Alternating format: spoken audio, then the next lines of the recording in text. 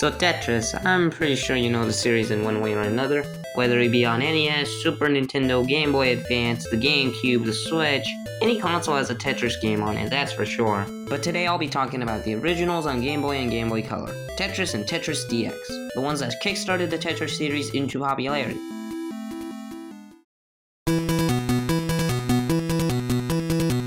Tetris on Game Boy released in 1989 and became a smash hit for the console it was on, making it a staple series for video game history.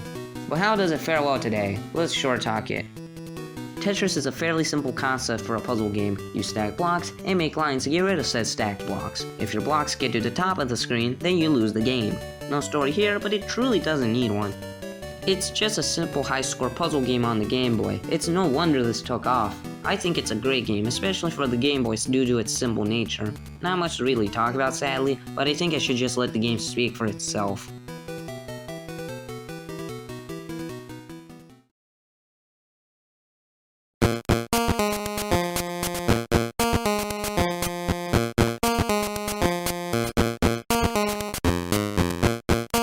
Now, Tetris DX released in 1998 and it was a Game Boy Color game, so now we have Tetris in color.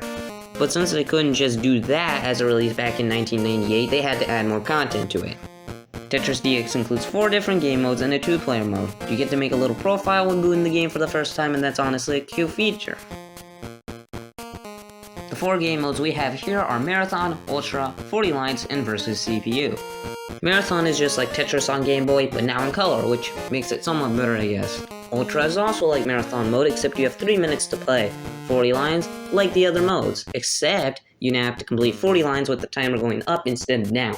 And finally, Versus CPU, where you play against a computer, a staple that will become big in the series going forward.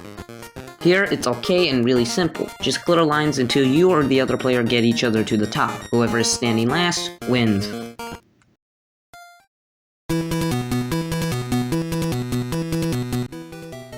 Now these modes are pretty dang good. They give more than enough for a Tetris game on a portable console. Sure, it's just Tetris, but now with extra modes and color, but what does it truly need other than that? A story mode? Achievements?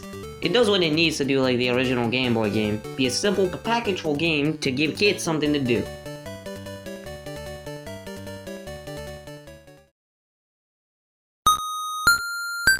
If I have to say which version to get of the two, I'd say Tetris DX, since it has more content and even color. But for the purists and the people who want a simple game, Tetris on Game Boy will do just fine. Both games are solid recommendations. I just prefer DX to Game Boy, honestly.